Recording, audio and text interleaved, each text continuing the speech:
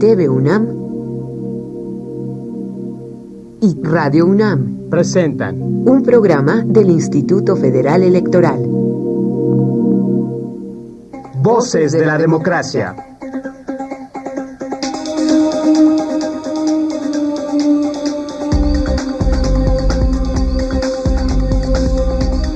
Voces de la Democracia. Hola, ¿qué tal? Muy buenos días, bienvenidos a Voces de la Democracia. Soy María Elena Cantú, es un placer acompañarles. Hoy hablaremos del costo de las campañas políticas, el origen de las campañas, en dónde se encuentran los grandes paradigmas en el mundo, el modelo de financiamiento mexicano, el costo-beneficio de la democracia mexicana. Bienvenidos, como siempre, abrimos con nuestro reportaje. Voces de la Democracia, @ife.org.mx.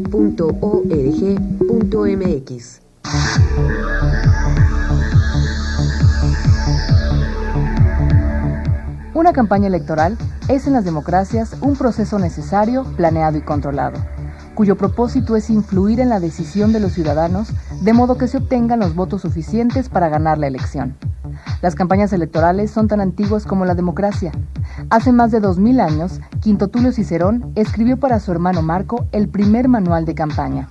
Las campañas modernas, como consecuencia del voto universal masivo y del desarrollo tecnológico que hizo posible la aparición pública de los candidatos en diferentes lugares y por diversos medios, son cada día más especializadas y por ende más costosas. La forma en que los partidos obtienen, administran y justifican los gastos en este rubro es asunto polémico, controvertido, pero insustituible en toda democracia. Recursos privados o públicos o una combinación de ambos. Los modelos varían y funcionan en diferentes latitudes y niveles. En nuestro país, para asegurar que estos derechos se ejerzan apegados a los preceptos democráticos de legalidad, pluralidad y tolerancia, los partidos políticos nacionales cuentan con financiamiento público para todos sus gastos, incluidos, claro, los relacionados con las campañas políticas. Es el Congreso de la Unión el que determina las prerrogativas para los partidos políticos y el Instituto Federal Electoral quien distribuye y fiscaliza los gastos. Para la elección presidencial de este año, el Pleno del Consejo General del IFE fijó poco más de 328 millones y medio de pesos como gasto tope de campaña. Regular los métodos, la duración y los costos de las campañas electorales ha sido en nuestro país la mejor fórmula para mantener la neutralidad, equidad, transparencia e imparcialidad del proceso electoral.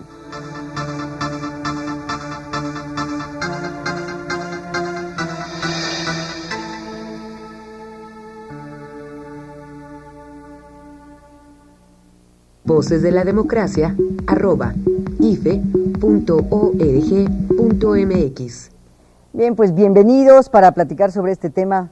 Gracias por su presencia al doctor César Iván Astudillo, investigador del Instituto de Investigaciones Jurídicas de la Universidad Nacional Autónoma de México. César, gracias. Mil gracias a ustedes. Doctor Jorge Javier Romero, investigador y académico de la Universidad Autónoma Metropolitana, Campus Xochimilco, la UAM. Qué gusto tenerte aquí. César? Como siempre, Jorge, es un placer. Platiquemos pues de las campañas. Vamos a hablar de las campañas, de su origen, de sus costos. Pero, ¿dónde estará la raíz más profunda de las campañas políticas? ¿Es tan vieja como el ejercicio del sufragio? ¿En dónde están los orígenes? Jorge. Pues sin duda alguna, ¿no? En el reportaje se habla desde orígenes antiguos, clásicos, pero yo lo pondría más en la época en la que los parlamentos empiezan a tener ya relevancia en Europa, a partir del siglo XVII en Gran Bretaña. No hay que olvidar que en Inglaterra concretamente no hay que olvidar que el parlamento le hizo la guerra al rey y se la cortó, y le cortó la cabeza. Sí. ¿No? Y ahí, por supuesto, los miembros del parlamento, como se llaman en Gran Bretaña, eran elegidos por sus comunidades, ¿no? Por sus constituencies, y entonces sin duda ahí había un conocimiento más cercano.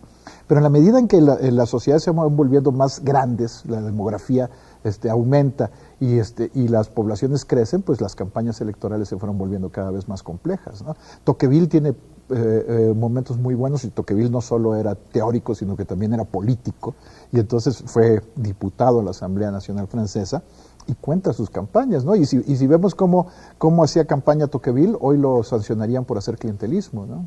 Porque él llevaba a toda su comunidad a votar por él. Entonces, y por supuesto el siglo XIX en Estados Unidos ve el nacimiento de las campañas ya de masas, ¿no? Entonces, ahí es donde yo me gustaría situarnos, porque claro, si pensamos en el pasado, también las campañas militares y luego pensar en campañas electorales, es otro tipo de, pues digamos, de guerra, por así decirlo. ¿En dónde encuentras tú, César, los grandes paradigmas, los grandes modelos para hacer campaña política? ¿Será Estados Unidos siglo XIX entonces? Yo creo que sí, fundamentalmente, bueno, los dos grandes paradigmas son también los dos grandes paradigmas de la democracia occidental como la conocemos. Es decir, sí Estados Unidos y también Europa a partir de el siglo XIX que empieza y inicios del siglo XX que empieza también. Es decir, yo creo que el gran punto de inflexión es con el advenimiento de lo que conocemos hoy en día como la sociedad de masas, es decir, qué sucede cuando los estados cambian, cuando hay un conjunto de necesidades adicionales que los estados deben de cumplir, cuando hay grupos que se van conformando en función de proteger ciertos intereses y de cómo se protegen esos intereses ya en el ámbito político. Es decir, la democracia deja de ser también ese ideal en donde va el ciudadano libre a ejercer un voto por algún candidato y es un ciudadano que agrupado previamente en un digamos así, valga la redundancia, grupo de intereses, se manifiesta su apoyo por uno y otro. Y esto claro que tiene una repercusión para el sistema democrático, es decir, finalmente hoy en día las campañas electorales son mecanismos de racionalización de la democracia. En lugar de juntarlos a todos en la explanada y someter, digamos, los temas públicos a la opinión de todos, pues hay necesidad de que elijamos a ciertos intermediarios y para eso existe la campaña, es decir, y trata de organizar una serie de pasos justamente para elegir a esos representantes, pero hoy en día ciertamente esto adquiere tanta complejidad y después existen estados a los que les gusta, como el mexicano, poner complejidad sobre complejidad y en función de eso, pues esto ha llegado a ser verdaderamente un andamiaje muy complejo. Un andamiaje muy complejo, ¿no? Hablemos, por ejemplo, Jorge, de aquellos primeros modelos cuando los medios de comunicación, por ejemplo, sigo ahí en el siglo XIX, no eran tan poderosos. Claro. ¿Cómo es que aquellos candidatos lograban obtener el voto de los ciudadanos? No hay que perder de vista que además no era voto universal. El voto universal es un fenómeno muy reciente, ¿no? El voto universal, en el origen de la República de los Estados Unidos no había voto universal. ¿Quiénes votaban? Votaban los propietarios, los que tenían cierto nivel de renta, ¿no? Entonces, bueno, eran comunidades mucho más pequeñas. El voto universal masculino se empieza a abrir paso hacia la mitad del siglo XIX, en Estados Unidos un poco antes, en Gran Bretaña hacia la mitad del siglo XIX, y no es sino hasta el siglo XX en que tenemos ya voto universal y que además empiezan a ganar el voto las mujeres.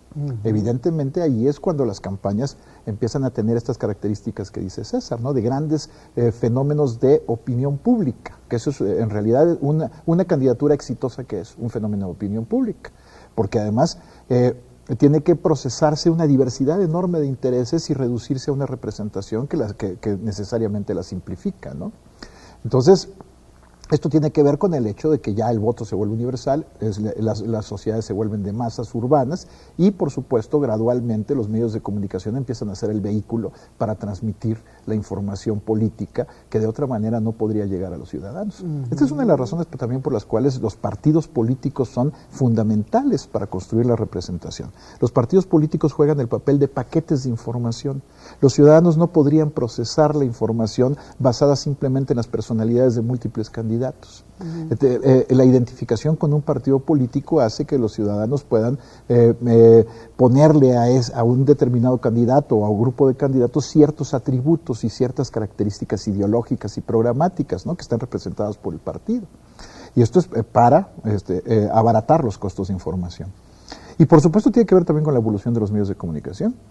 Los grandes periódicos industriales son un fenómeno de final del siglo XIX en Estados Unidos y ahí empiezan acto de la prensa concretamente. Exactamente, y tenemos el caso del papel que jugaban los periódicos de William Randolph Hearst en las campañas de la primera mitad del siglo XX en Estados Unidos, que ahí es donde se empieza a ver cómo los medios de comunicación empiezan también a influir en la política con sus propios intereses y sus propias posiciones y empiezan a inclinarse por uno u otro candidato. Esto se ve muy bien, por ejemplo, en la película de Orson Welles, El Ciudadano Kane, que en alguna manera refleja... poderoso dueño de medio, exactamente, de medio impreso y al mismo tiempo se inspira en William Randolph Hearst, precisamente el magnate de los... Y luego la televisión cambia todo. En 48, en la campaña del 48, cuando Truman era candidato a la reelección, bueno, en realidad a la elección, porque no había sido electo, sino que había heredado la presidencia de Roosevelt. Cuando era en la elección de Truman, en 48, el candidato republicano era Dewey. Y estuvo, todos los periódicos al día siguiente de la elección decían que había ganado Dewey. Sin embargo, una de las cosas que marcó la diferencia a favor de Truman fue que Truman usó por primera vez la televisión, que era un medio que nadie tomaba en cuenta todavía. Y eso le permitió llegar de manera mucho más directa a los electores. A partir de esa campaña, la televisión fue ganando cada vez más importancia. Pero si vemos, por ejemplo, esta serie de televisión que ha tenido mucho éxito, que se llama Mad Men, ahí está la campaña de Nixon y Kennedy. ¿No? El gran debate aquel. Bueno, todavía ahí la televisión no tenía un papel como el que tiene ahora, ¿no? El debate definió las cosas, pero todavía ahí los mismos publicistas estaban pensando, centrando el eje de las campañas en otro lado y no en la televisión, ¿no? Entonces, la televisión empieza a modificar la manera de hacer campaña. Y ahora tenemos nuevos medios de comunicación que están modificando las maneras de hacer campaña. Las redes sociales, el Internet, están haciendo que los mensajes políticos se diversifiquen, que haya múltiples emisores y que lleguen hasta los ciudadanos de una manera completamente distinta como la conocíamos. En ciudades apartadas, claro. En fin. ¿Cuál es tu visión de este proceso, César? El gran poder hoy de la televisión y de medios de comunicación, bueno, pues que no eran importantes en el siglo XIX, el gran paradigma de hoy. No, suscribo básicamente lo que ha dicho Jorge Javier en el sentido de este progresivo empoderamiento de los medios de comunicación, así le quiero llamar. Es decir, son actores fundamentales hoy en día de la democracia, pero lo que caracteriza o lo que distingue a ciertos sistemas democráticos de otros es que algunos están dotados de un mejor andamiaje justamente en materia de medios que otros. Es decir, aquí fundamentalmente hay dos grandes sistemas, el que se conoce como un sistema de autorregulación, en donde el Estado se mete poco a regular a los medios y son los medios los que fundamentalmente se regulan a sí mismos, y otro es donde el Estado tiene una mayor participación, esta idea de la heterorregulación, y en función de eso pone normas muy claras en torno a cuál debe ser la participación de los medios de comunicación en la democracia. ¿Nosotros qué tenemos? Pues básicamente tenemos un sistema muy suelto, un sistema muy libre, que eso ha dado paso justamente a que los medios de comunicación hayan ido evolucionando y adquiriendo espacios de poder, de tal suerte que hoy son ningún partido político, ningún candidato organiza su campaña política sin pensar en ellos, sin pensar en el principal eje articulador de la televisión. Es decir, buscan por todos los medios estar presentes, porque a diferencia de otros medios de comunicación que tal vez tienen una función, una finalidad distinta, pues la televisión lo que te permite es que no solo te escuchan, sino que también te ven, exacto, te identifican y digamos que queda la imagen de la persona. Tu mirada, tu exactamente, físico, tu manera de hablar. Y justamente esta importancia, digamos, vinculado a lo que también decía Jorge Javier, en el sentido de que sí la televisión fue importante, sí Estados Unidos tuvo un inicial papel para introducir a la televisión en el ámbito de las campañas,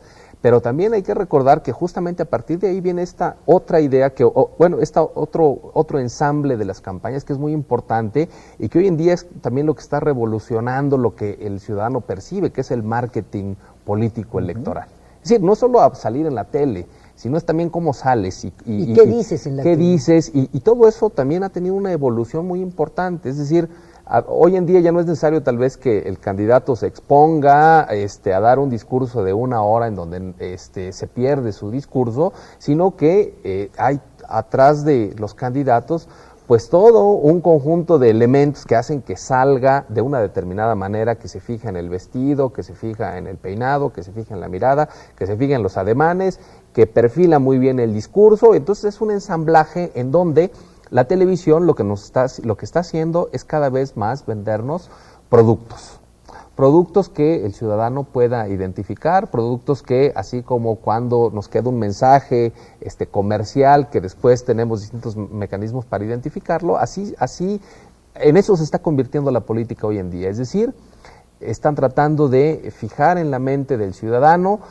una foto de un candidato, cierta frase, exactamente, ciertos colores, ciertas ideas, y después, exactamente, y después, y el problema es que después la parte del discurso político, la parte de la idea política, la parte de la propuesta concreta, o de las expectativas que creas con este marketing. Sí, ese es el problema actual de la televisión. Y también el otro problema, volviendo a cómo iniciaba, es que este sistema tan suelto ha hecho que todavía no tengamos los suficientes retenes para detener un poder que a veces sí raya en tener una injerencia que es contraria a la democracia. Es decir, los medios de comunicación son actores fundamentales de la democracia, pero también si no hay una democracia, si no hay un sistema normativo adecuado, pueden ser factores que incidan negativamente en la democracia. Ahora, hablar de campañas es hablar también de dinero. ¿Cómo está? Platíquenos, con relación al resto del mundo, el modelo mexicano de financiamiento hoy, después de la reforma de 2007 y que tiene que ver con acceso a medios. Bueno, también aquí en el mundo hay dos modelos, ¿no? Un modelo que es esencialmente de financiamiento privado, es decir, que los partidos pueden conseguir financiamiento donde quieran, es más tradicional, y un modelo que tiende más a ser financiamiento público. El modelo mexicano de financiamiento es mayoritariamente público, aunque deja un margen para el financiamiento privado, regulado. Es un financiamiento público ingente. Fijado en la Constitución, es el único presupuesto de los que existen en el país que está en la Constitución. Ahí se establece, ni siquiera está a discusión en los presupuestos, en el presupuesto de egresos de la Federación, el asunto, porque está ya fijado en el artículo 41 constitucional. Ahí dice que es el financiamiento que le corresponde a los partidos, va a ser el producto de la multiplicación del 65% del salario mínimo diario del país por el número de electores. Y eso se reparte 70% proporcionalmente a los votos que obtuvieron los partidos en la elección anterior y 30% de manera igualitaria. Ese es el dinero que se da. Esa es la fórmula que define la distribución. Está señalado en la ley. Exactamente. Además, los partidos pueden obtener hasta el 10% del total de financiamiento público por vía de financiamiento privado, ¿no? Con reglas. Es decir, hay quienes pueden dar financiamiento, quienes pueden financiar y quienes no. Bueno, ¿cómo se vincula esto a la cuestión de los medios? Hasta 2007... este financiamiento se entregaba a los partidos y porque además hasta 2007 había este financiamiento para gastos ordinarios de los partidos en tiempos no de campaña y se duplicaba para tiempo de campaña. Así es. Bueno, y entonces los partidos podían comprar tiempos en la televisión, lo cual se convirtió en un negocio de los medios y además en un mecanismo para que los medios favorecieran a unos partidos frente a otros. A unos les daban un precio y a otros otro. Eso a mí me tocó vivirlo, porque yo dirigí una campaña de comunicación de un partido político, ¿no? Entonces, para eso se usaba. ¿Qué pasó en 2007? En 2007 se modifica el sistema de financiamiento, se reduce un tanto los gastos el dinero que se le da a los partidos en campaña, y además se prohíbe la compra de tiempos de televisión, de tal manera que la aparición en spots, en mensajes de los partidos en televisión tiene que ser en tiempos oficiales que el IFE administra, ¿no? Esto iba en el sentido de regulación que existe en muchos países del mundo. Por ejemplo, en muchos países europeos está prohibida la compra de tiempos de televisión. Pero también, por ejemplo, en España o en otros países, el modelo es distinto en el sentido de que no hay spots, no son anuncios, sino son barras de información política en las que los candidatos debaten, en las que los candidatos presentan propuestas. Aquí quedamos a la mitad porque se mantuvo el sistema de spots. Y entonces lo que hay ahora es un reparto de pequeños anuncios comerciales para los partidos en campaña, donde lo que ocurre es exactamente lo que dice César, lo que se premia es el marketing, ¿no? Cómo sale el candidato, la frasecita que dice qué tan pegajosa es, y se pierde toda la posibilidad de que exista un debate serio en torno a los temas centrales. Porque no tenemos esas barras como ocurre en otras partes del mundo. Sí, y luego además, pues precisamente como esto se dio en una relación conflictiva con los medios de comunicación, y además se empezó a sobreregular muchos de los temas para tratar de acotar el el papel que juegan los medios en la política y la manera en la que los medios de comunicación le restan autonomía a la política con su influencia, porque son empresas, y son empresas, como dice César, muy importantes para la democracia, pero también que tienen intereses propios y que los defienden y utilizan la política para defender esos intereses. Entonces se les ha tratado de acotar con la legislación desde 2007 y sin embargo ha habido una reacción muy fuerte por parte de los medios. Y vamos a hablar de este tema. Yo quiero escuchar también la opinión de César Iván Astudillo sobre esta fórmula, pues cuáles principios democráticos le dieron origen y cómo está operando en este nuevo modelo. Pero también me gustaría, César, que escucharas lo que piensan algunos ciudadanos, si saben exactamente cómo obtienen los partidos políticos el dinero para sus campañas. Esto nos respondieron, vamos a regresar con estas opiniones. Voces de la Democracia, @ife.org.mx. Ese es el top secret, ¿verdad?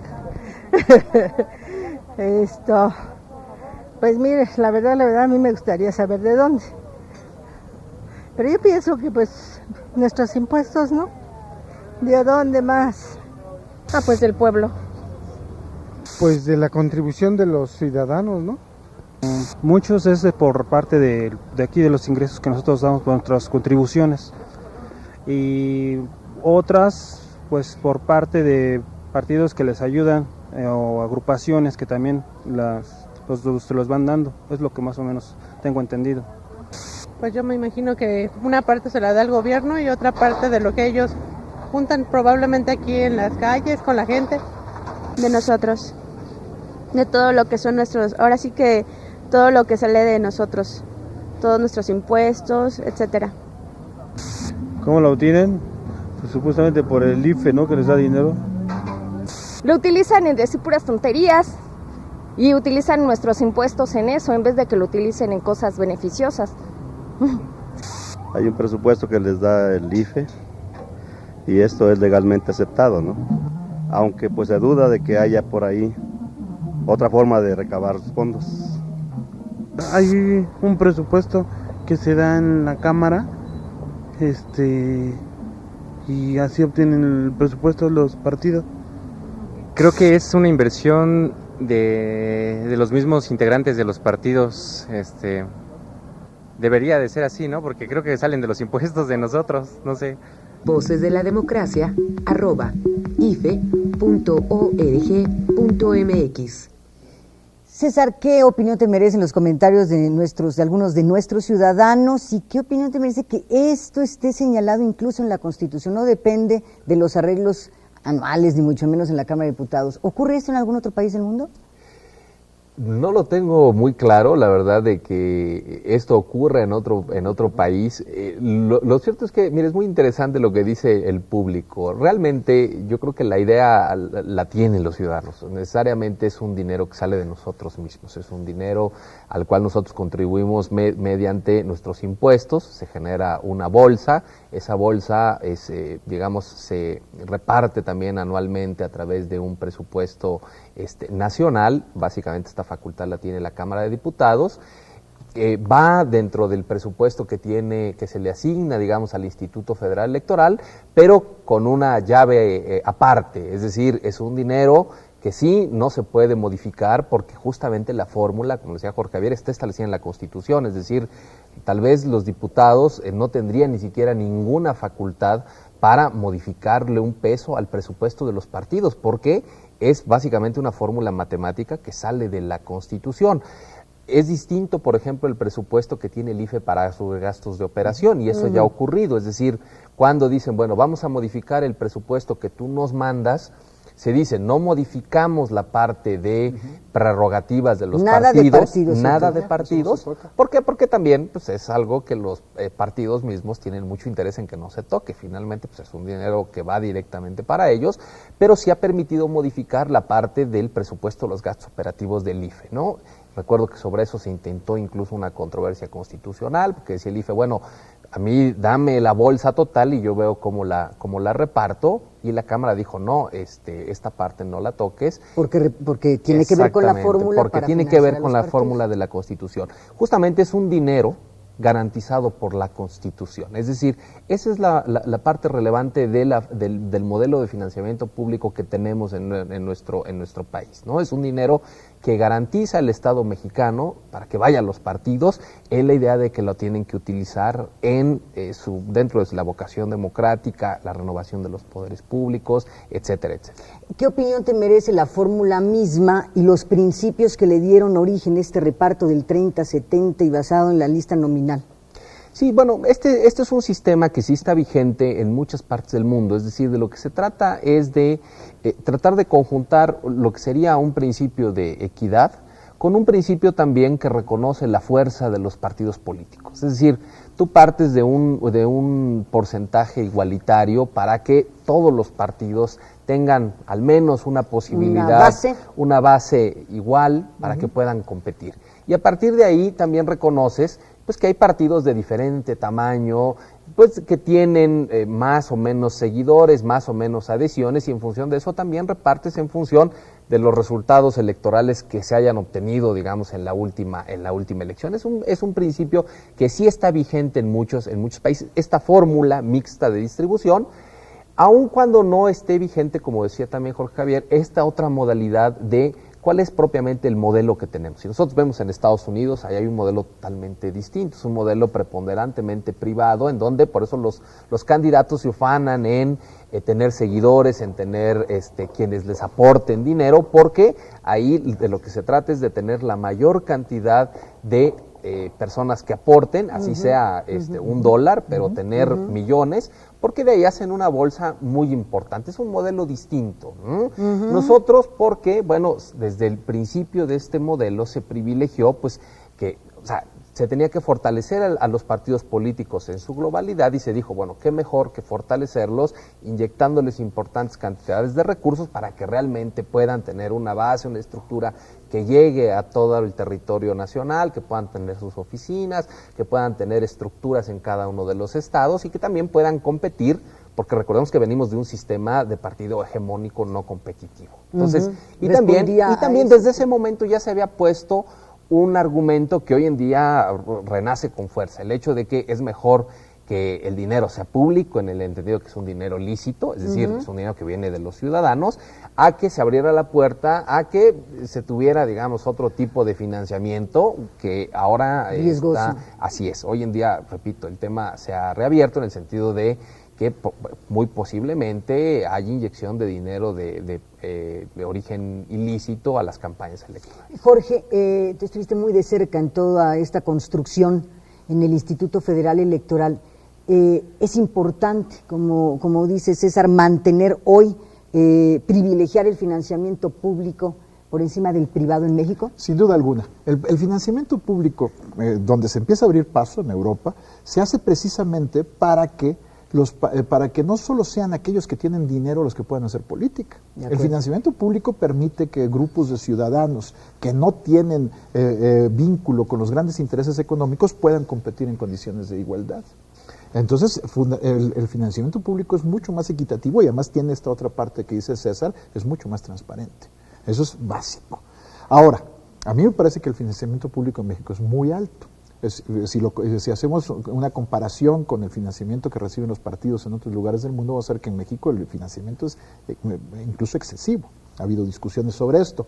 El origen es que en 96, cuando se pactó la fórmula, que no era exactamente la que hay ahora, porque incluso era más alta, de financiamiento público para los partidos, el asunto era que el PRI aceptara que ya no iba a tener acceso a los recursos que tenía de manera clandestina, por el hecho de que había una confusión absoluta entre el Estado y el partido, ¿no? Es decir, todos podemos recordar cómo las campañas se hacían, las camionetas de la reforma agraria haciendo campaña por el candidato del PRI y los famosos comisionados, ¿no? Gente que estaba trabajando en una Secretaría de Estado que lo comisionaban a la campaña.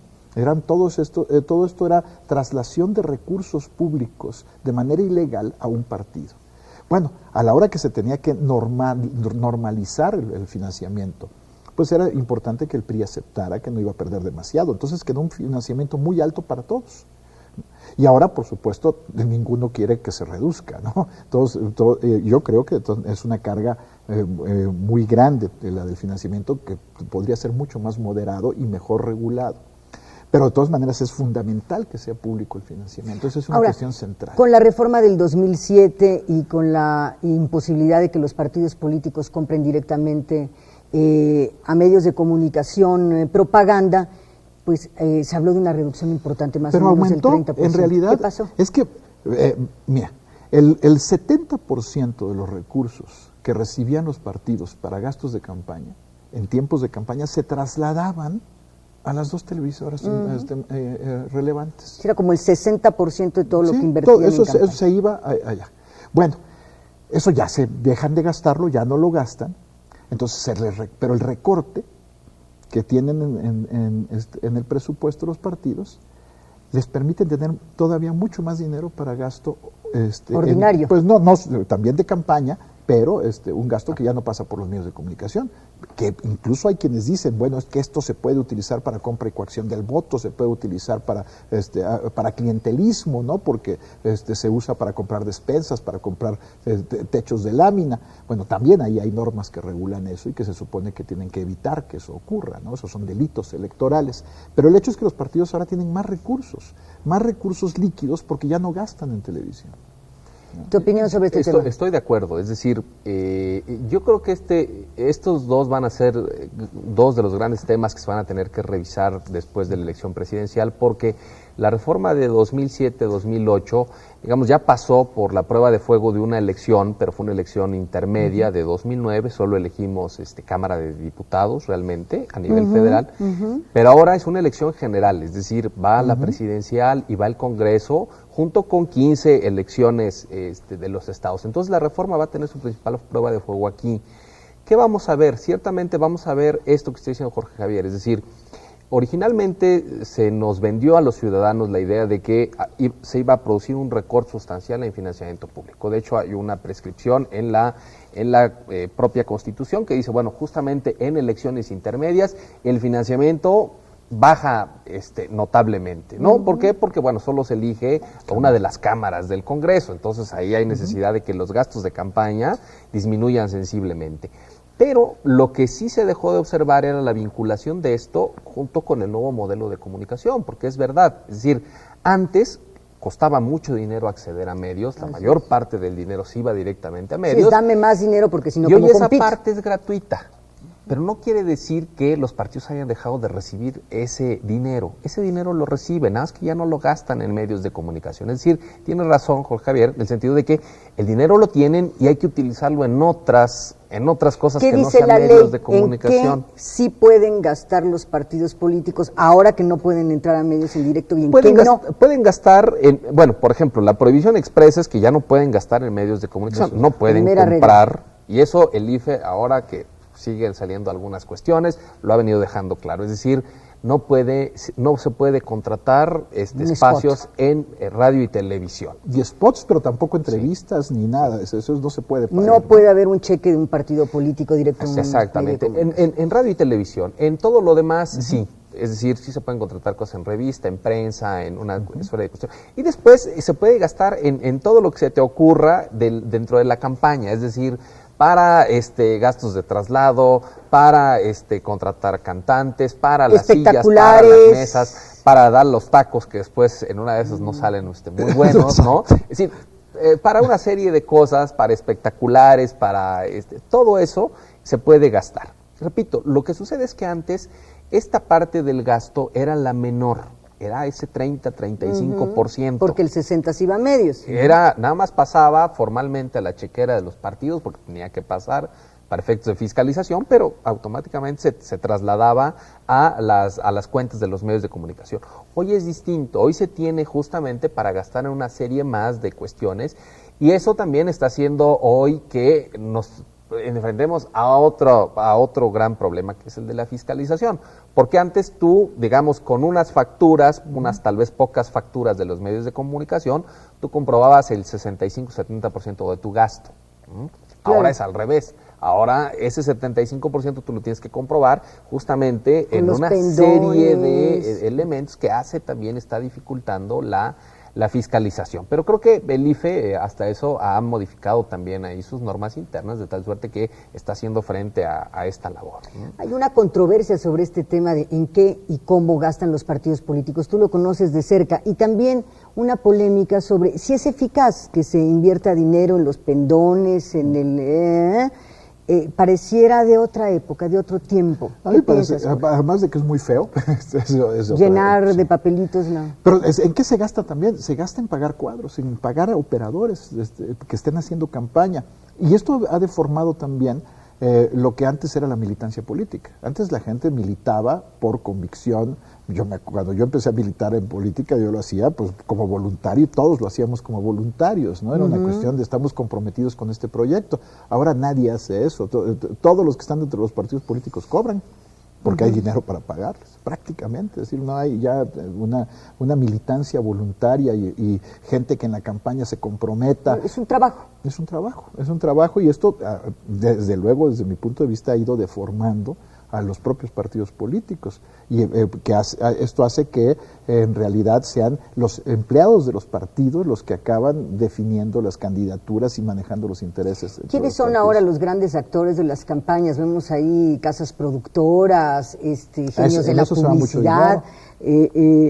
César, dependen, hemos visto incluso en el periódico que fulano de tal llega a tal hora y entonces tiene todo un séquito que le va orientando que si el pelo, que si no, que si diga corte, otra vez corte, diga lo mejor corte. Ya ahora son, digamos, los productores, los publicistas, los grandes hacedores de candidatos, ¿o cómo le llamarías tú, César? Yo creo que sí.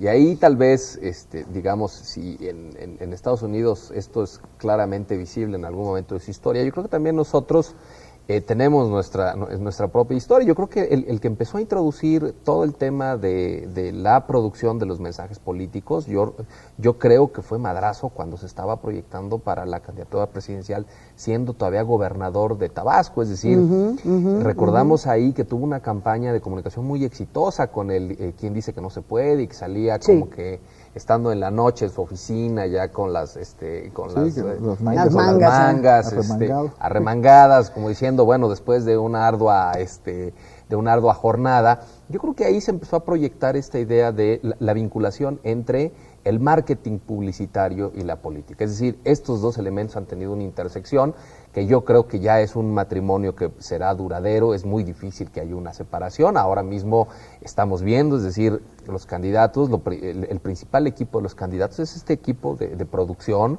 que tienen perfectamente identificado, que no sabrán mucho de política, pero sí saben exactamente todo, que van siguiéndolos para hacer después programas, para hacerlos promocionales, porque lo que importa es, repito, tratan de vender a un candidato como si fuera un producto comercial. Esa es la realidad, porque así funciona parte de la vida económica de cualquier país. Es decir, a las grandes empresas les interesa poner un producto atractivo para que la gente lo compre. Esto es sustancialmente similar, es decir, hacer de una persona, de un candidato, un producto atractivo para que la gente también lo compre, en el sentido de que se adhiera a él y el día de la elección vaya y vote. ¿Y cómo lo hace? Bueno, pues hay que ver nada más los anuncios comerciales, ¿no? Es decir, los anuncios comerciales. Sí, ¿por qué se ufanan tanto en ciertos espacios en hacer los mejores comerciales? Porque saben que hay momentos en donde hay un gran nivel de expectación, hay un gran nivel de audiencia, y ese momento hay que aprovecharlo, y el producto debe salir de manera impecable, porque en un spot de 30 segundos se pueden generar adhesiones de cientos o de miles, ¿no? O sea, gran parte de los recursos ya están ahora invirtiéndose en esta otra parte.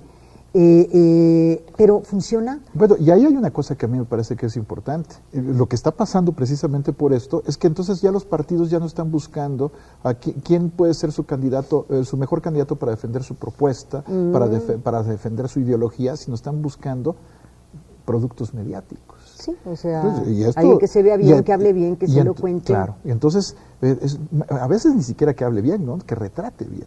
porque no hablan muy bien, que digamos. Entonces, entonces esto también deforma el proceso democrático. Vamos a hablar sobre el impacto que tiene esto en la democracia, por eso yo les preguntaba, ¿y funciona? Algunos universitarios respondieron a la pregunta, ¿cuáles son los beneficios del financiamiento público de las campañas? ¿Qué piensan algunos de los universitarios sobre la manera y en qué gastan los partidos? Voces de la Democracia, @ife.org.mx. Bueno, uno de los beneficios es que en teoría los partidos políticos no estarían cooptados por los que les den el dinero para la campaña, dado que el público es o el gobierno, pues, por así decirlo, es el que les está prestando el dinero. Lo más importante para gente universitaria o que conoce un poco más a fondo estas cosas no es verlo todo el tiempo en una campaña política, sino escucharlo en un meeting y analizar sus propuestas. Yo creo que más que beneficios es perjudicial porque es hartante. Que elige de tanto recursos a campañas políticas que ni siquiera se ve que vaya destinado con un fin. O sea, siento que están desperdiciando recursos que podrían ser que podrían beneficiar a otros sectores de la sociedad. El beneficio sería conocer las propuestas de los candidatos. Sin embargo, considero que la mayoría de esos recursos se van a publicidad de los propios candidatos o precandidatos, y creo que no utilizan bien ese recurso. Se maneja más de tapizar como toda la ciudad. O sea, si un partido quiere como darse a conocer y eso, no sería el público el que debería de dar el dinero. O sea, más bien ellos tendrían que como invertir en sus propias campañas. Entonces yo creo que beneficio pues no hay mucho, es más bien gasto para los demás. Pues yo creo que el principal beneficio es que en teoría ese dinero sirve para que los partidos políticos no respondan a intereses particulares o de grupos de poder o de poderes fácticos, ¿no? Ya sean delincuentes o ciertos grupos empresariales o cosas así, sino que tienen que estar por fuerza respondiendo a los intereses de la sociedad, pero la verdad no creo que sea así, ¿no? Voces de la Democracia, @ife.org.mx. Bien, como los partidos políticos ahora no pueden entrar en directo a comprar publicidad en medios de comunicación, una buena parte de los recursos terminan en estas casas productoras y en el marketing político, pero no siempre funciona. La historia nos ha dicho que las ideas de los publicistas son buenas, pero no siempre hacen ganador al candidato. Normalmente hay sorpresas al respecto. Dinos tu opinión al respecto, Jorge Javier, cómo se forma el fenómeno de la opinión pública y lo que hemos visto en la historia de los últimos años en México. Es que es algo que es muy difícil de analizar, porque efectivamente puede haber una campaña que técnicamente muy bien hecha, con gran publicidad, y sin embargo un candidato que no tenga todos esos elementos puede ser mucho más atractivo para la población por otros elementos que tienen que ver con el momento político, que tienen que ver con la psicología de las masas. Bueno, hemos visto cómo se han formado fenómenos de opinión pública incluso en contra de los medios de comunicación. El que más recuerdo yo es el de 88 de Cuauhtémoc Cárdenas. Tenía toda la televisión en contra, tenía muy poco acceso a medios, no salía en los noticieros y sin embargo empezó a crecer como una bola de nieve, precisamente en el boca a boca, en la calle, ¿no? Entonces no solo son los medios, también es las relaciones directas en la sociedad y la imagen que se empiezan a construir los candidatos entre ciertos grupos sociales, los que van convirtiendo a un candidato en viable y a otro o no. Sí, no se piense pues que el auditorio es manipulable en las manos y en el escritorio de un hombre que está ideando una campaña. Ha habido casos exitosos, por ejemplo, Collor de Mello en Brasil fue una creación de O Globo. Él era un gobernador de un estado secundario y la televisora O Globo decidió que ese era el que iba a defender sus intereses y lo construyeron, ¿no? Es completamente Pero como hemos visto ciertos resultados también, pienso por ejemplo en Fujimori. Fujimori realmente tumbó a Vargas Llosa de una manera sorprendente. Él traía un camioncito y arriba tenía un altavoz, iba haciendo su campañita y ganó de una manera impresionante. Cuando Vargas Llosa tenía todo para ganar. El fenómeno mexicano, César, ¿qué impacto tiene este modelo en la opinión pública y en las necesidades concretas de la democracia mexicana? Bueno, realmente el sistema que hemos construido es un sistema al que todavía le faltan piezas, ¿no? Es decir, yo creo que finalmente, ahora mismo que ya inició el proceso, estamos viendo grandes omisiones, grandes espacios en los que realmente tampoco se habían pensado. Hoy en día estamos debatiendo qué hacer con el voto de los mexicanos en el extranjero, qué hacer con el tema de las precampañas que tampoco están muy bien definidas. Ahora se ha abierto el tema de los debates, el tema justamente de la propaganda. Ahora que empiecen las campañas va a volver a salir. Es decir, hay una serie de temas. ¿Esto qué nos quiere decir? Finalmente la democracia es un proceso inacabado y las reglas que te permiten justamente operativizar la democracia, que son las reglas electorales, también son procesos inacabados. Es decir, lo que a mí me deja el avance que hemos tenido es una reflexión, digamos. Al final, lo que sí nos hace falta es poner la atención ya no en reformas de coyuntura. Yo creo que las últimas reformas, por cómo ha venido evolucionando nuestro sistema, es para decir, bueno, hay necesidades urgentes, atendámoslas. Pero nos hace falta un entorno de una reflexión más tranquila, decir, ¿cuáles son esas reformas para una verdadera consolidación democrática? Yo creo que ahí es donde nos está faltando tener esa reflexión tranquila. ¿Por qué? Por muchas cosas. Realmente también el sistema está construido para no dejar esos espacios de tranquilidad para la reflexión. Finalmente hay campañas hoy, el próximo año hay campañas, el próximo año hay campañas, los partidos están sometidos, aunque esto también trató de regularlo la reforma de 2008, lo cierto, de 2007, lo cierto es que no lo logró, es decir, permanente. Vamos a generar un espacio en donde vamos a sacar a los partidos de la competencia justamente para que nos dediquemos a las otras cosas que son más importantes, ya no cómo accedo al poder, sino qué hago en el poder, y esa parte es la que tampoco nos hemos puesto a reflexionar mucho, seguimos entrampados en reglas electorales, lo cual quiere decir que no logramos tener un acuerdo realmente fundacional en torno a decir, a ver, ya dejemos en paz las normas electorales porque ya hemos llegado a un acuerdo y ahora preocupémonos de lo que es más importante, es decir, ¿estamos de acuerdo todos en las reglas a través de las cuales vamos a llegar al poder? Sí. Bueno, entonces dejémoslas descansar un rato y ahora veamos qué vamos a hacer ya estando en el poder. Porque ya con el poder, ¿qué hacemos? Ahora, las reglas para poder gobernar, que ese es el problema serio. Ese sería como el paso 2. Porque eso es lo que finalmente a la gente le interesa. Es decir, ahorita estamos viendo lo que dicen del financiamiento. Es decir, esta parte, hasta con la opinión negativa que tienen los partidos políticos en la sociedad, pues claro que es chocante para la ciudadanía. La ciudadanía quiere ver resultados y los resultados van en esta segunda parte. ¿Qué hacer ya en el poder? Ahora, una reforma para consolidar la democracia y que permitiera también hacer algo con el poder, ¿pasa necesariamente porque sea mucho menos costosa, César? Yo creo que sí.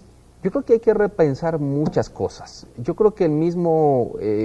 hay que repensar, ese es el problema, que hay que repensar casi todo.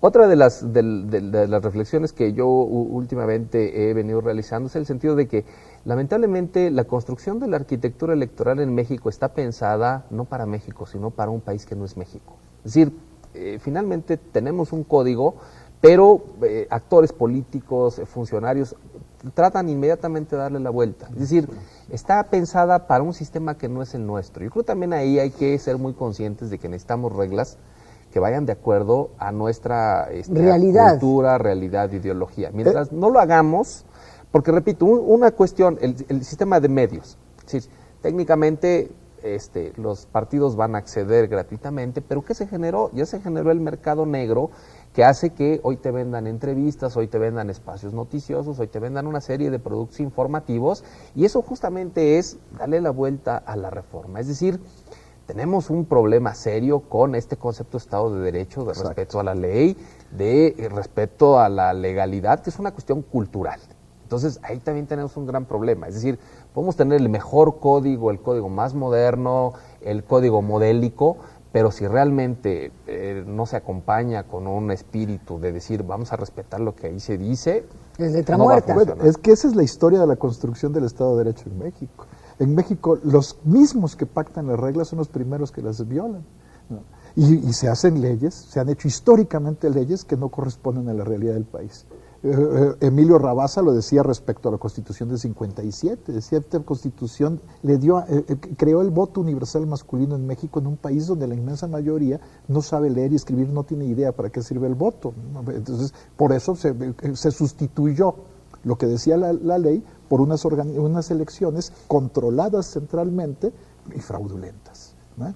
Y luego Porfirio Díaz le decía una vez a Bulnes, Francisco Bulnes se dedicó a atacar al gobernador Próspero Caguatzin, el gobernador de Tlaxcala, porque permitía que hubiera procesiones religiosas y culto fuera de los templos, porque violaba las leyes de reforma. Entonces Porfirio Díaz llamó a Bulnes y dijo: oiga, Paco, las leyes de reforma son unas leyes muy buenas, las hicieron hombres muy sabios, pero no son las leyes de este país. Bueno, esa idea de que en México la ley formal va por un lado y la ley real va por otro, es una cosa que es uno de los grandes lastres culturales de México.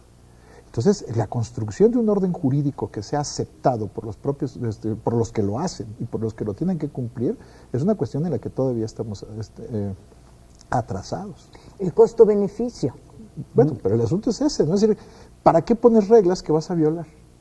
Por ejemplo, lo decía César, una buena parte de las reformas de 2007 y 2008 fueron reformas hechas ad hoc para satisfacer protestas y demandas de 2006.